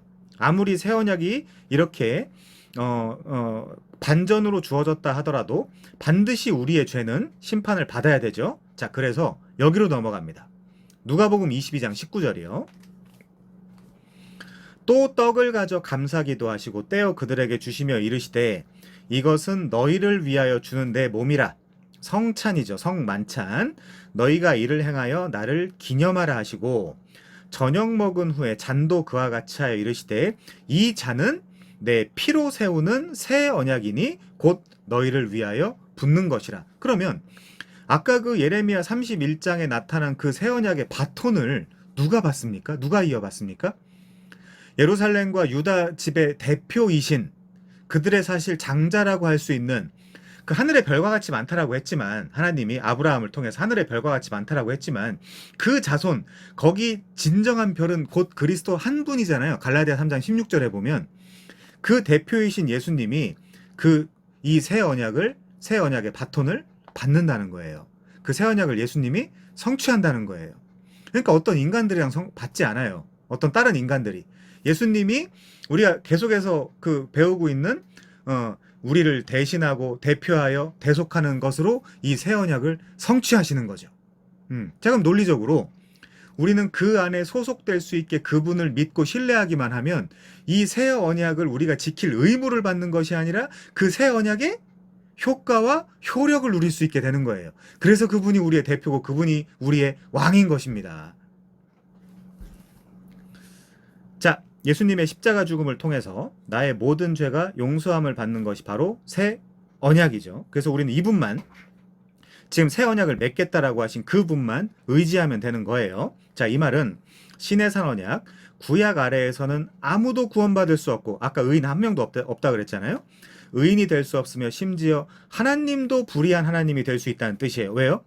모든 민족이 아브라함을 통해서 복을 받으리라는 그 약속, 그 언약이 깨져버리면 하나님은 식언하시는 하나님이 되니까, 아 참 식언하시는 하나님이네, 아이 참 그 말 가볍게 하시는 하나님이네, 이거 우리 생각에 가능한가요? 불가능하죠. 자, 그래서 예수께서 하나님과 사람 사이에 중보자로 오셔서, 이게 진짜 중보자죠. 메스테스 파라클레토스, 중보자로 오셔서 이 죄와 저주의 문제를 십자가에서 다 프로피티에이션, 엑스피에이션 풀어버리시는 거예요. 뭘로요? 한 영원한 제사로. 자, 그래서 이 예레미야 31장 31절부터 34절에 예언되어 있는 이 새 언약이 얼마나 중요한지 신약에 가면 부분적으로 여러 군데 인용되고 있지만 히브리서 8장과 10장에는 그대로 인용되고 있죠. 같이 한번 보겠습니다. 히브리서 8장 7절 이하. 저 첫 언약이 무음하였더라면 둘째 것을 요구할 일이 없었으려니와 그들의 잘못을 지적하여 말씀하시되 주께서 이르시되 볼지어다 날이 이르리니 내가 이스라엘 집과 유다 집과 더불어 새 언약을 맺으리라. 그 대표가 예수인 거예요. 또 주께서 이르시기를 이 언약은 내가 그들의 열조의 손을 잡고 애굽 땅에서 인도하여 내던 날에 그들과 맺은 언약, 구약이죠. 신해사 언약입니다. 그것과 같지 아니하도다. 그들은 내 언약 안에 머물러 있지 아니하므로 내가 그들을 돌보지 아니하였노라. 또 주께서 이르시되 그날 후에 내가 이스라엘 집과 맺을 언약은 이것이니 내 법을 그들의 생각에 두고 그들의 마음에 이것을 기록하리라. 나는 그들에게 하나님이 되고 그들은 내 백성이 되리라. 언약 표현이죠. 또 각각 자기 나라 사람과 각각 자기 형제를 가르쳐 이르기를 주를 좀 알아라 하지 아니할 것은 그들이 작은 자로부터 큰 자까지 다 나를 알미라. 왜요? 성령이 내 안에서 하나님에 대해서 알려줄 거니까. 빌립보서에 써 있잖아요. 내가 그들의 불의를 긍휼히 여기고 그들의 죄를 다시 기억하지 아니하리라 하셨느니라. 새 언약이라 말씀하셨음에 첫 것은 낡아지게 하신 것이니 낡아지고 쇠하는 것은 없어져 가는 것이니라. 근데 왜 개혁교회 아직도 율법이 남아있죠? 왜 바울 신학의 세관점을 흉내내고 있죠? 아직도? 개혁교회? 그러면 안 됩니다. 분명하게 해야 돼요. 신앙생활은. 아주 칼같이 정확하게. 자, 히브리서 10장 8절. 위에 말씀하시기를 주께서는 제사, 예물, 번제, 속죄제는 원하지도 아니하시고 기뻐하지도 아니하신다 하셨으니 그 이유가 뭐예요? 이는 다 율법을 따라 드리는 것이라. 그 후에 말씀하시기를 보시옵소서 내가 하나님의 뜻을 행하러 왔나이다 하셨으니, 근데 여기 내가라는 주어가 누굴까요? 그 첫째 것을 폐하심은 구약이죠. 신해사 언약. 둘째 것을 세우려 하심이라. 요게 새 언약, 신약입니다. 이 뜻을 따라 예수 그리스도의 몸을 단번에 들이심으로 말미암아 우리가 거룩함을 얻었노라. 우리가 최근에 거룩 다 찾아봤죠. 제사장마다 매일 서서 섬기며 자주 같은 제사를 드리되 이 제사는 언제나 죄를 없게 하지 못하거니와 오직 그리스도는 죄를 위하여 한 영원한 제사를 드리시고 하나님 우편에 앉으사 그 후에 자기 원수들을 자기 발등상이 되게 하실 때까지 기다리시나니 푸스톨, 그가 거룩하게 된 자들을 한 번의 제사로 영원히 온전하게 하셨느니라. 요거 안 믿는 자들이 자꾸 무슨 행위 이야기하고 율법 이야기하고 그렇게 되겠죠. 뭔가 껄쩍지근하고 믿음만으로 되나? 그러니까 근데 이 믿음의 구조가 얼마나 위대하고 여기 하나님의 그 희생이 깔려있고 이 원리가 얼마나 대단한 것인지 모르기 때문에 그런 가벼운 소리들을 하는 거예요. 어떻게 믿음만으로 구원을 받냐라는 가벼운 소리가 이 한국교회 안에도 넘쳐난다니까요. 이 믿음의 원리가 어떻게 주어졌는지도 모르고. 이게 얼마나 중요한 내용인데요. 하나님의 모든 것을 건 내용이 복음인데 그걸 믿으라고 그랬더니 야 어떻게 믿음만으로 구원을 받냐? 우리의 행함이 있어야지. MPP. 바울 신학의 세 관점이니 뭐니 이런 것들. 그러니까 이 하나님을 그냥 뭐 아주 가볍게 여기면 그렇게 되는 거예요. 하나님이 하신 일을. 저는 그렇게 생각을 합니다. 또한 성령이 우리에게 증언하시되 주께서 이르시되 그날 후로는 그들과 맺을 언약이 이것이라 하시고 내 법을 그들의 마음에 두고 그들의 생각에 기록하리라 하신 후에 또 그들의 죄와 그들의 불법을 내가 다시 기억하지 아니하리라 하셨으니 이것들을 사하였은즉 용서하였은즉 다시 죄를 위하여 제사 드릴 것이 없느니라. 끝났다 이거죠. 그러므로 형제들아 우리가 예수의 피를 힘입어 성소에 들어갈 담력을 얻었나니 하나님 계신 곳 구약으로 표현해 본다면 그냥 지금 거기 계시지 않지만 그냥 구약의 성막으로 표현해 본다면 뜰을 지나 성소를 지나 그 휘장을 지나 지성소에 들어갈 담력을 얻었나니 그 길은 우리를 위하여 휘장 가운데로 열어놓으신 새로운 살 길이요 휘장은 곧 그의 육체니라. 그분이 찢어짐으로 그분이 십자가의 제사 드림으로 휘장이 찢어졌잖아요. 공관복음에 보면 자 21절이요. 또 하나님의 집 다스리는 큰 제사장 요 분이 더 좋은 언약의 보증자입니다. 또 하나님의 집 다스리는 큰 제사장이 계심에 우리가 마음의 뿌림을 받아 악한 양심으로부터 벗어나고 몸은 맑은 물로 씻음을 받았으니 이거 에스겔 36장이죠? 일부러 지금 그렇게 의도적으로 지금 쓴 거죠. 물로 씻음 받았으니 참 마음과 뭘로 하나님께 나아가요? 온전한 믿음으로 나아가자. 아까 갈라디아 3장이잖아요. 또 약속하신 이는 믿부시니 신뢰할 만하니 믿을 만하니 우리가 믿는 도리의 소망을 움직이지 말며 굳게 잡고 이 믿음을 굳게 잡아야 돼요. 이 믿음을 교회 간다고 구원받는 게 아니라 이 새 언약 원리 아래서 주어져 있는 이 구원의 길, 이 구원의 도를 굳게 잡아야 돼요. 우리 자녀들한테 가르쳐야 되는 건 바로 이 내용입니다. 교회 가서 헌신해라, 목사 말 들어라, 청소해라, 헌금해라 그 얘기가 아니란 말이에요. 그래서 서로 돌아보아 사랑과 선행을 격려하며 모이기를 패하는 어떤 사람들의 습관과 같이 하지 말고 오직 권하여 그날이 가까움을 볼수록 더욱 그리하자. 더욱 새 언약을 상기하고 새 언약 아래에서 그 은혜와 평강을 누리자 그 얘기겠죠. 자 그러면 이제 율법의 저주에서 벗어났으니 막 살아도 된다는 말인가? 자 에스겔 36장 24절 이하입니다. 내가 너희를 여러 나라 가운데서 인도하여 내고 여러 민족 가운데서 모아들이고 고국 땅에 들어가서 아까 위에 나왔던 거요. 맑은 물을 너희에게 뿌려서 너희로 정결하게 하되 곧 너희 모든 더러운 것에서와 모든 우상 숭배에서 너희를 정결하게 할 것이며 또 새 영을 너희 속에 두고 새 마음을 너희에게 주되 그래서 어떻게 하겠다는 거예요? 너희 육신에서 굳은 마음을 제거하고 부드러운 마음을 줄 것이며 자 27절 중요합니다. 이건 외워야 되겠죠? 또 내 영을 너희 속에 두어 너희로 하여금 내 율례를 행하게 하리니 성령을 통해서 이번에는 새 언약 아래에서는 내 율례를 이 방식으로 행하게 하리니 근데 아직 율법 지켜야 된다고요? 구약 보면서? 십계명 보면서? 모세오경 보면서? 말도 안 되는 이야기죠. 너희가 내 규례를 지켜 행할지라 내가 너희 조상들에게 준 땅에서 너희가 거주하면서 이건 비유적 표현입니다. 신약 백성 거주하면서 내가 너희 조상들에게 준 땅에서 너희가 거주하면서 너희는 내 백성이 되고 나는 너희 하나님이 되리라. 요게 되는 거죠. 자 에스겔 11장 19절 이하도 참조하시고요. 근데 여기 다 기록되어 있진 않았지만 그때 청소년들한테 강의하느라고 다 기록하지 않았습니다. 여기다 풍성하게 여러분들이 깨닫는 거를 이 스크립트에다가 추가하셔서 여러분 자신 걸로 만드세요. 요 새 언약은 반드시 그렇게 하셔야 돼요. 자 그래서 이 28절 이하에 보면 이제부터는 삶도 풍성해지고 가난해지지 않게 되고 이런 것들이 그 사족으로 붙어 있어요. 신명기 28장에 대한 그 신약적 그 내용이겠죠. 자 그래서 예수님을 믿으면 성부와 성자가 약속하신 성령님이 내 안에 좌정을 하십니다. 그 사도행전 2장 후반부에 보면 예수를 믿고 죄 용서함을 받고 세례를 받고 그리하면 성령을 주시리니 이렇게 성령을 주신다라는 표현이 성령이 우리 안에 내주한다라는 표현이죠. 자 그래서 요한복음 14장 16절 볼게요. 성령의 역할 내가 아버지께 구할 거다.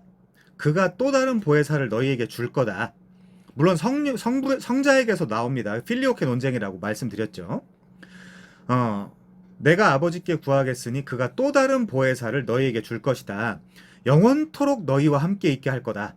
우리 안에서요. 그래서 성령의 전, 우리가 성령의 전, 성전이잖아요. 우리가 교회잖아요. 교회는 가는 게 아니라 되는 거라고 계속해서 말씀드리고 있습니다. 자, 근데 그는 누구냐? 그는 진리의 영이라. 세상은 능히 그를 받지 못하나니. 어떻게 세상이 감히 성령을 받습니까? 예수님의 피가 거한 곳, 그 깨끗하고 거룩한 곳에만 성령님이 계실 수 있어요. 이는 그를 보지도 못하고 알지도 못함이라. 그러나 너희는 그를 아나니 그는 너희와 함께 거하심이요 또 너희 속에 계시겠음이라. 내가 너희를 고아와 같이 내버려 두지 아니하고 너희에게로 반드시 올 거다. 뭘로요? 성령으로 온다는 거죠. 성령을 보낸다는 거죠. 자, 아까 출애굽기 19장의 저주, 즉 하나님을 만나기 위해 온갖 조건과 명령을 다 지켜 행한 후에야, 아까 읽어보셨겠지만 머리도 좋아야 돼요. 예민해야 됩니다. 민감해야 돼요. 율법 지키려면.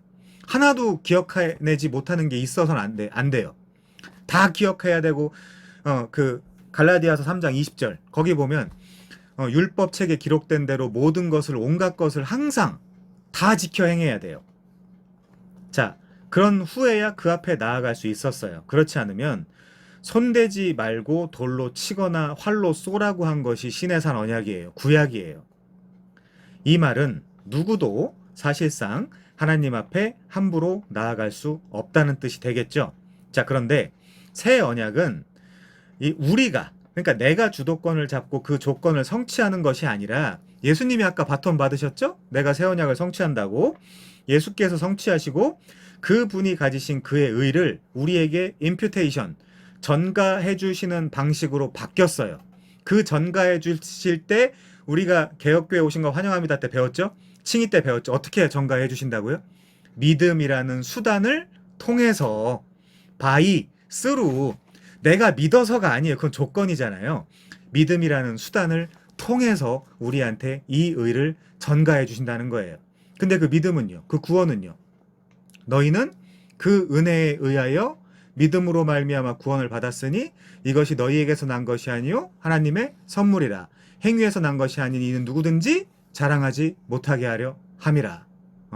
그 믿음조차도 하나님의 은혜라는 거죠. 자, 그래서 이 새 언약이, 신약이 구약보다 위대한 것이죠. 아까 읽었습니다. 율법은 아무것도 온전하게 알 수 없다고요. 근데 자꾸 율법으로 가자고 하면 어떡합니까? 율법의 한계는 누구도 하나님께 가까이 갈 수 없다는 거예요. 그런데 그분은 진리의 영이시다.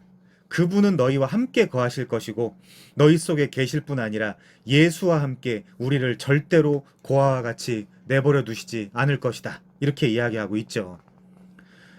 자, 예수께서도 세상 끝날까지 우리와 함께 있다고 한 게 바로 이 내용인데요.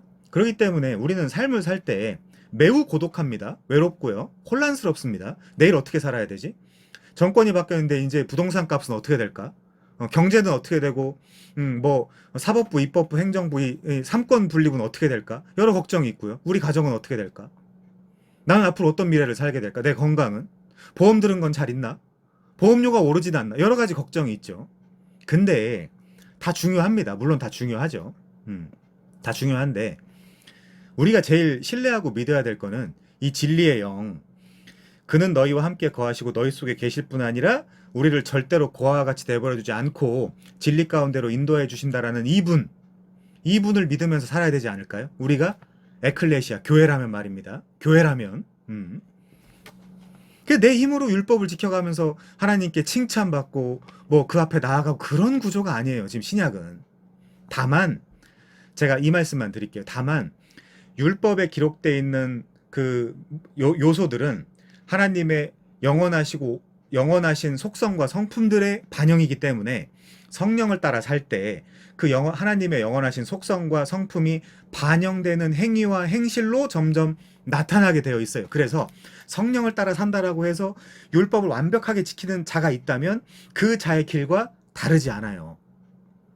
다만 우리가 분명하게 이야기하는 거는 우리는 율법을 따라가는 게 아니라 성령을 따라가는 거고요. 성령을 따라갈 때 성령의 열매들이 맺히게 되는데 그것이 바로 율법에 기록되어 있는 하나님의 선하시고 영원하시고 온전하신 속성들, 성령의 9가지 열매, 예를 들어 사랑, 희락, 화평, 오래 참음, 자비, 양성, 충성, 온유, 절제 같은 내 열매가 아닌 성령의 열매가 맺히게 된다 이거죠. 자, 마태복음 28장 18절 이하에 이렇게 써 있죠. 예수께서 나와 말씀하여 이르시되 하늘과 땅의 모든 권세를 내게 주셨으니 다니엘 7장에서 예언하셨죠. 그러니까 그 예언에 반영이 돼야 된다고요. 신약의 메시아는. 자, 그러므로 너희는 가서 모든 민족을 제자로 삼아 아버지와 아들과 성령의 이름으로 세례를 베풀고 내가 너희에게 분부한 모든 것을 가르쳐 지키게 하라. 이 증인의 삶을 살아야 돼요. 죄송하지만 교회 다니는 것보다 더 중요합니다. 이 새 언약을 알고 이 증인의 삶을 사는 거. 가르쳐 지키게 하라. 볼지어다 내가 세상 끝날까지 너희와 함께 있으리라. 어떻게 해요? 성령을 보내서 함께 있겠다는 거죠. 자, 마지막 정리 요약을 좀 하겠습니다. 새 언약, 그럼 신약이란 무엇인가? 자, 이러면서 우리를 왕 같은 제사장 삼는다 그러죠. 자, 베드로전서 2장 9절 보겠습니다. 그러나 여기도 위대한 접속사죠. 그러나 너희는 택하신 족속. 왜냐면 위에는 불순종하는데 그걸 택한 거라 그러거든요. 바로 윗절에는 8절에는. 근데 9절 보니까 그러나 너희는 택하신 족속이요 왕 같은 제사장이요 거룩한 나라요 그의 소유된 백성인. 이 표현 어디서 긁어온 거예요? 출애굽기 19장 5절 6절에서 긁어온 거죠. 다만 출애굽기 19장 5절 6절은 조건절, 그리고 지금 베드로전서 2장 9절 10절은 그냥 위대한 접속사로 주어진 것. 그러나 너희는 택하신 족속이요 왕 같은 제사장들이요 거룩한 나라요 그의 소유가 된 백성이니. 여기서도 구약과 신약에 아주 명백한 불연속성 차이점이 있죠. 이거 예수 때문에 그렇습니다. 자, 그런데 저는 여러분들이 이걸 하게 되기를 바래요. 그게 뭐냐? 이는 너희를 어두운 데서 불러내어 그의 기이한 빛에 들어가게 하신 이의 아름다운 덕을 선포하게 하려 하심이라. 야, 우리 교회 나와. 우리 교회 일본에 가면 그 오르간이 2억짜리 3억짜리 있다고 그러더라고요. 우리 교회 나와. 우리 교회 찬양팀 잘 돼 있어. 목사님 착해. 저 임목사처럼 소리 안 질러. 되게 착하고 좋은 분이야. 찬양팀은 얼마나 잘 돼 있는데, 사람들 얼마나 좋은 사람들 모여 있는데, 그게 복음 전하는 건가요? 그게 그의 기이하신 빛에 들어가게 하시니 아름다운 덕을 선전하는 건가요? 아니죠. 우리가 뒤에 또 확인해 보겠지만 새 언약의 일꾼이 돼서 이 새 언약을 전하는 삶을 살아야 돼요. 역동적으로 교회 안에 가두리 양식하면서 야, 우리 교회 떠나지 마. 이런 얘기 들어가면서 신앙생활 하는 게 아니라 밖으로 나가야 된다니까요. 저도 여기 증인들도 있지만 우리 교회 오래 있지 말라고 합니다. 빨리빨리 배워가지고 나가라고 그럽니다. 근데 한국교회 현실은 어때요? 아이고, 집사도 여기서, 서리 집사도 여기서, 집사도 여기서, 안수 집사도 여기서, 장로도 여기서. 아니, 밖에 나가가지고 복음 전해야 된다니까요. 빨리빨리 배워가지고. 그러니까 역동적인 삶을 살지 못하고, 죄송해요 이런 표현 해가지고 가두리 양식하는 거예요. 가두리 양식. 가두리 양식. 우리 교회 숫자 몇 명이야. 헌금 이만큼 있어. 가두리 양식. 건물 이렇게 좋아. 아니에요. 빨리빨리 나가야 돼요. 배워가지고. 빨리빨리 나가서 새 언약의 복음을 전해야 돼. 그게 고린도 후서에 나오는 3장에 나오는 새 언약의 일꾼이겠죠. 자, 이 베드로전서 2장 9절과 10절. 이것은 10절도 볼게요. 너희가 전에는 백성이 아니더니 이제는 하나님의 백성이요 전에는 긍휼을 얻지 못하였더니 이제는 긍휼을 얻은 자니라. 그럼 그 원리가 뭔지 설명해 줘야 될 거 아닙니까? 원래 백성이 아니었는데 이제 그 백성이 된 자니까 내가 이런 원리로 백성이 됐구나라는 걸 설명해 줄 때 반드시 새 언약적 진술이 필요하다는 거죠. 자, 이 베드로전서 2장 9절과 10절을 신해산 언약 그 밑에 보시면요. 출애굽기 19장 5절 6절과 비교 분석을 해보면요. 분명 신해산 언약 구약은 조건절이었는데 신약은 조건이 없었죠. 자, 출애굽기 19장 5절 6절 다시 한번 읽어보겠습니다. 세계가 다 내게 속하였나니 너희가 내 말을 잘 듣고 내 언약을 지키면 너희는 모든 민족 중에서 내 소유가 되겠고 너희가 내게 대하여 제사장 나라가 되며 거룩한 백성이 되리라. 너는 이 말을 이스라엘 자손에게 전할지니라. 자, 베드로전서 2장 9절이요. 그러나 너희는 택하신 족속이요 왕 같은 제사장들이요 거룩한 나라요 그의 소유가 된 백성이니 이는 너희를 어두운 데서 불러내어 그의 기이한 빛에 들어가게 하시니에 아름다운 덕을 선포하게 하려 하심이라. 자, 이렇게 우리가 비교 대조를 할 수 있습니다. 자, 이 모든 것은 새 언약의 중보자이신 우리 주 예수 그리스도 덕분이죠. 그래서 예수님은 새 언약의 중보자이시고 우리는 새 언약의 일꾼이며 이것이 바로 의의 직분이라고 이야기하고 있죠. 자, 바울의 이야기를 좀 한번 읽어보겠습니다. 고린도후서 3장 6절입니다. 그가 또한 우리를 새 언약의 일꾼 되기에 만족하게 하셨으니 율법 조문으로 하지 아니하고 오직 영으로 함이니 율법 조문은 죽이는 것이요 영은 살리는 것이니라. 레러 kills, spirit gives life. 레러 율법 글에 쓴 거는 죽이는 것이요 spirit gives life.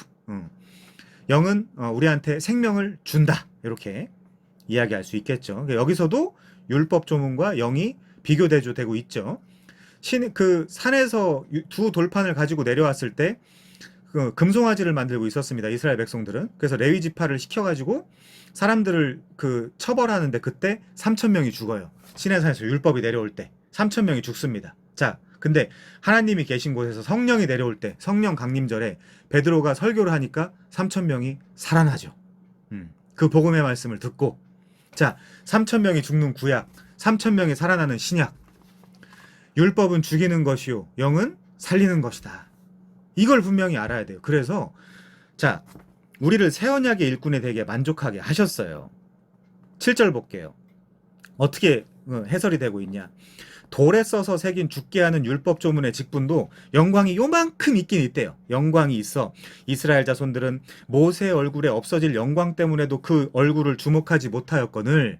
자, 그러면 새 언약의 일꾼의 영광이 얼마나 큰지 한번 보세요. 8절입니다. 하물며 영의 직분은 더욱 영광이 있지 아니하겠느냐. 그것도 못 봤는데 그것도 눈부시다고 산산조각 날까봐 그 얼굴 수건으로 가린 얼굴도 제대로 못 봤는데 니들이 가진 영광은 얼마나 더 크겠느냐. 새 언약의 일꾼들아. 자, 9절이요. 정죄의 직분도 영광이 있은즉 모세도 영광이 있었다는 얘기죠. 의의 직분은 영광이 더욱 넘치리라. 이게 왕같은 제사장들이 앞으로 하게 될 이야기겠죠. 자, 여기 그 핸드아웃에는 없지만 강의 안에 없지만 요한계시록 20장 4절 보겠습니다. 요한계시록 20장 4절 제가 읽어드릴게요. 성경책이 없으시면. 또 내가 보자들을 보니 거기에 앉은 자들이 있어 심판하는 권세를 받았더라. 또 내가 보니 예수를 증언함과 하나님의 말씀 때문에 목배임을 당한 자들의 영혼들과 용기가 있어야 됩니다. 뭐 사람들 눈치 보고 사람 신경 쓰고 그런 사람들이 어떻게 목배임을 당하겠어요. 목배임 당하는 것과 하나 골라보시죠. 목배임 당하는 것과 사람들 눈치 보는 거 눈치 안 보는 거 뭐 고르시겠습니까? 저 같으면 차라리 사람들 눈치 안 보는 거 고르겠어요. 대한민국에서 지금 이 복음 전한다고 누가 죽이나요? 총 가지고 와가지고 야 예수 전하면 죽일 거야라고 하나요? 근데 이 정도 용기도 못 낸다고요? 그러면서 우리가 어떻게 목배임을 감당하는 이 순교자가 될 수 있습니까? 말씀 순교자가? 말씀 때문에? 그러니까 사실은 우리도 정신 차려야 돼요. 정말 정신 차려야 됩니다. 진지하게. 예수를 증언함과 하나님의 말씀 때문에 목배임을 당한 자들의 영혼들과 또 짐승과 그의 우상에게 경배하지 아니하고 그들의 이마와 손에 그의 표를 받지 아니한 자들이 살아서 그리스도와 더불어 1000년 동안 왕노릇하니. 자, 이들이 누군가요?